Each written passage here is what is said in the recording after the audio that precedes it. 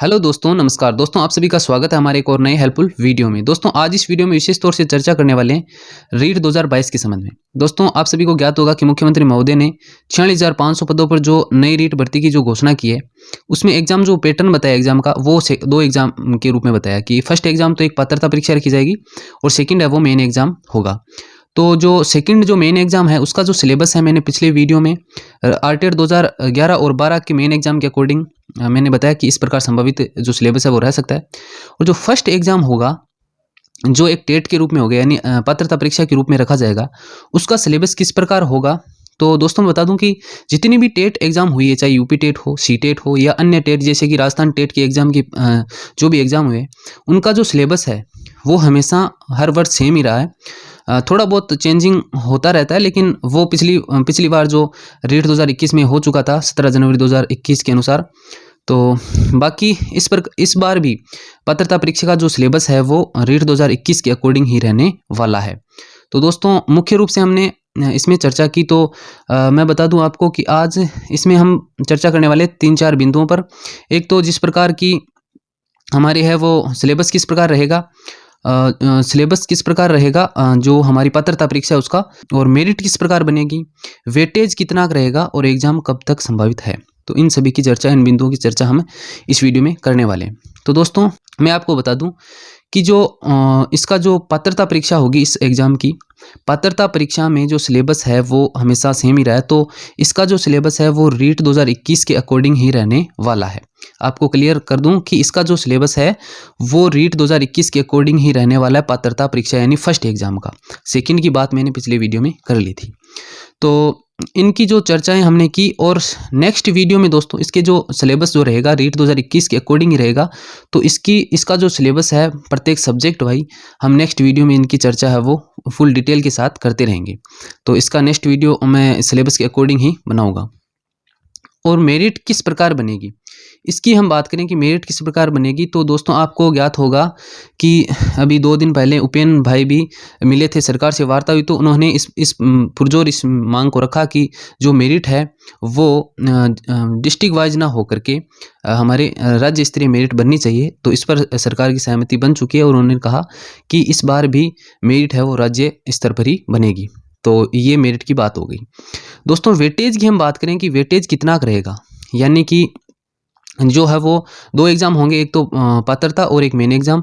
तो इनमें जो वेटेज है किस प्रकार रहने वाला है। तो दोस्तों आरटीआर 2011 और 12 की हम बात करें तो उसमें जो वेटेज था, अंकों का वेटेज था, वो तो यानी कि 20% है वो पात्रता परीक्षा से लिए गए थे। यानी जितने भी हमारे अंक पात्रता परीक्षा में आते हैं उसके 20% अंक है वो इनके साथ जोड़ दिए जाते हैं, यानी मेरिट में जोड़ दिए जाते हैं। तो 20% पात्रता परीक्षा से लिए गए थे। इस बार किस प्रकार वेटेज रहने वाला है, क्या पात्रता परीक्षा है वो एक क्वालिफाइंग एग्ज़ाम रहेगा या फिर इसके 20% है इसमें ऐड किए जाएंगे, इसकी अभी सुनिश्चित हमें डिटेल नहीं है। तो जब भी विज्ञप्ति आएगी उसमें ये साफ तौर से क्लियर कर दिया जाएगा।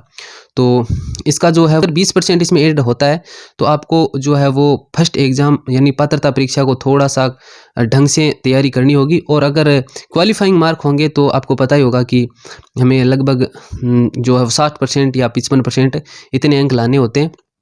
तो आपको नॉर्मली इसको क्लियर कर देना होगा। तो बस वेटेज का यही है, या तो 20% है वो पात्रता परीक्षा का रख लिया जाएगा या पात्रता परीक्षा को एक क्वालिफाइंग एग्जाम के रूप में रखा जाएगा। तो ये इसके वेटेज की बात हो गई। एग्जाम की हम बात करें कि इसका एग्जाम कब तक हो सकता है। दोस्तों आपको बता दूं कि आपको मैंने पिछले वीडियो में बताया कि सरकार ने वो क्लियर किया था कि 15 मार्च तक सीजे जो व्यास कमेटी है उसकी रिपोर्ट आ जाएगी। तो उसके बाद है वो एग्ज़ाम की डेट है निश्चित रूप से बता दी जाएगी। फिर भी जो है वो संभावित डेट है वो सरकार द्वारा बताई गई है कि जो फर्स्ट एग्ज़ाम होगा पात्रता परीक्षा उसकी जो डेट है वो संभावित जुलाई माह में बताई गई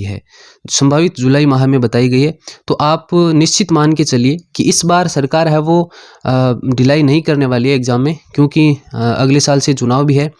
तो श्योर मान के चलिए जुलाई और अगस्त के आपके लगभग है वो पात्रता परीक्षा का एग्ज़ाम है वो किया जाएगा, और मेन एग्ज़ाम है वो दिसंबर जनवरी तक आपका मेन एग्ज़ाम हो सकता है, ये संभावित है। फिर भी आप मान के चलिए कि इस बार है वो ज़्यादा लेट नहीं होगी एग्ज़ाम। तो ये इसके एग्ज़ाम की बात होगी। तो दोस्तों मैंने इस विषय पर चर्चा की, आपको फिर से एक बार बता देता हूँ सिलेबस क्या रहेगा, इसकी मैंने चर्चा कर ली कि जो फर्स्ट एग्जाम होगा पात्रता परीक्षा, उसका सिलेबस है वो अन्य टेट परीक्षाओं जैसे कि रीट 2021 उसी के अकॉर्डिंग अब सिलेबस रहने वाला है। और इसकी चर्चा हम सिलेबस की डिटेल चर्चा हम नेक्स्ट वीडियो में कर लेंगे। और मेरिट की मैंने बात की, मेरिट राज्य स्तर पर बनेगी, क्योंकि डर यही था कि आरटेट 2011 और 12 जो टेट परीक्षाएं हुई थी तो उनमें जो मेरिट बनी थी वो डिस्ट्रिक्ट वाइज बनी थी। तो डर यही था कि डिस्ट्रिक्ट वाइज में बहुत ज़्यादा प्रॉब्लम्स होती है, तो मांग यही रखी गई कि स्टेट वाइज है वो मेरिट रखी जाए, और इस पर सरकार ने सहमति दे दी है। तो मेरिट है वो राज्य स्तर पर ही बनने वाली है। वेटेज की बात करें तो वेटेज की बात अभी क्लियर नहीं है। वेटेज 20% है वो पात्रता परीक्षा के लिए जा सकते हैं, और या इसको क्वालिफाइंग मार्क एग्ज़ाम है वो भी घोषित किया जा सकता है। तो इसकी है वो विज्ञप्ति में ही पता चलेगा।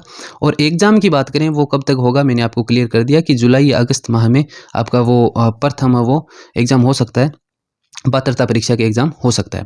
और जो सेकंड है वो दिसंबर या जनवरी के आसपास है वो। कुल मिला के बात ये कि एग्ज़ाम में ज़्यादा डिले नहीं होने वाला है, तो आप निश्चित होकर अपनी तैयारी पर फोकस करिए। और एक तो रेगुलरिटी और मेहनत के साथ आप निरंतरता के साथ, ऐसे नहीं सोचिए कि अब की बार 2 एग्ज़ाम है, क्या होगा क्या नहीं होगा, तो ऐसा कुछ भी नहीं है। आप बिल्कुल अपने स्टडी पर ध्यान रखिए और स्टडी को जारी रखिए। रेगुलरिटी बहुत ज़्यादा ज़रूरी है, नियमितता बहुत ज़्यादा ज़रूरी है। तो आप किसी भी बिना द्वंद्व के कारण कोई भी द्वंद्व दिमाग में नहीं रखना है, और आप एकदम शांति के साथ आराम से बढ़िया तरीके से रेगुलरिटी से अपनी तैयारी को जारी रखिए। तो दोस्तों मिलते हैं नेक्स्ट वीडियो में, तब तक के लिए धन्यवाद।